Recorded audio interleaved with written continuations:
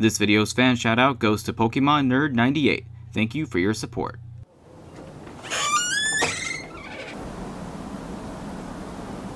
Toys R Us bag? What's this doing here? Ah! A puppet Luigi?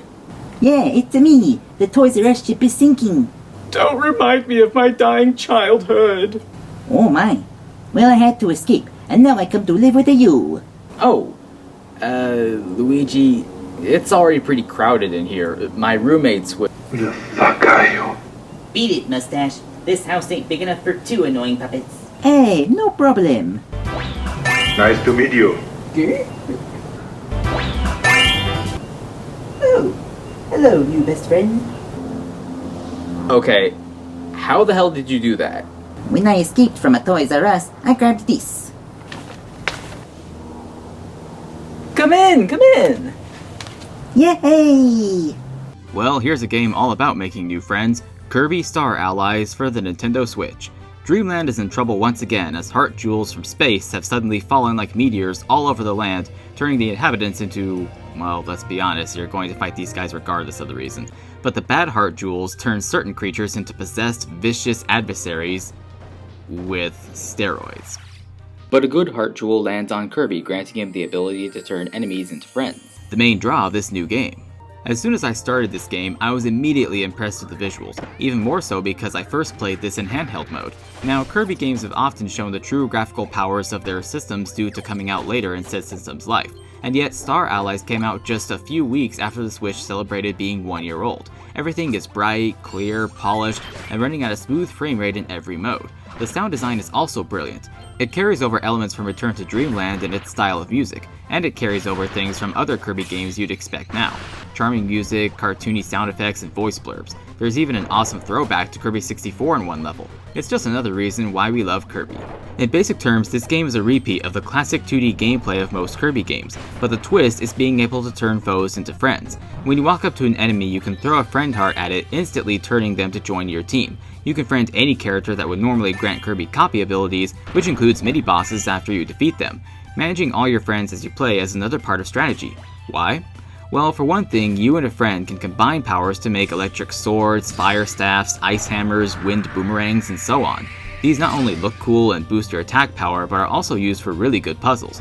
You may need a chum umbrella to block the waterfall from hitting the flame lit by burning Leo, or need to cut through a chain that's burning using an ice boomerang. Sure, you could fight your way through levels all alone, but if you want 100% completion, you're gonna need to really utilize your combinations of allies. Luckily for the most part, the AI are surprisingly smart at figuring out what to do next without making the solution too obvious for you to find.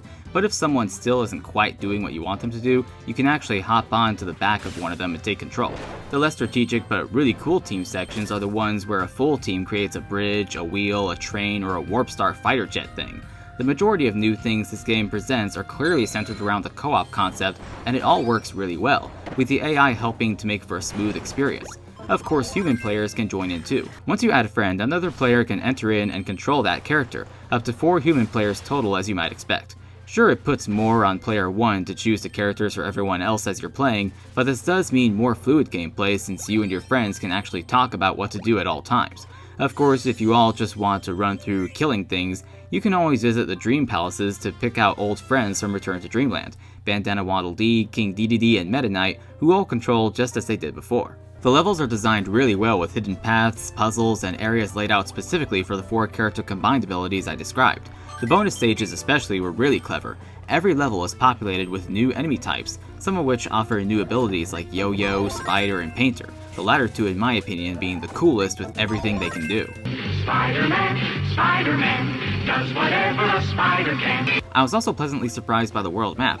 You can walk or fly all around it, similar to the world map in Super Mario 3D World, which is especially cool in the 4th world map where all the levels are planets and their moons. What you're looking for in each world are puzzle pieces, which at first aren't very exciting to hunt down, until you discover that you're putting together pictures representing past Kirby classics. It surprisingly adds good incentive for longtime Kirby fans, but admittedly, if you don't care for collecting all the pictures, collecting puzzle pieces will feel pretty pointless.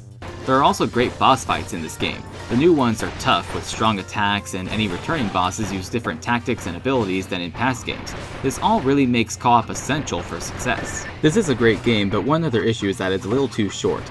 4 worlds total, and 4 to 6 hours to beat the whole game. It would have been nice if they added 1 or 2 more worlds to make it longer. As per the Kirby trend, Star Allies includes 2 minigames. One where you have to hit an asteroid into space at the right time with as much charged up force as you can, and another where you have to chop the most wood before time runs out while moving out of the way of oncoming bugs and spikes. The minigames are kind of fun, but they oddly enough feel more shallow than the ones in Return to Dreamland. Aside from playing at higher difficulties, they just feel less like the addictive minigames found in Return to Dreamland and Crystal Shards, and more like Mario Party minigames. And who wants to play the same 2 Mario Party games over and over?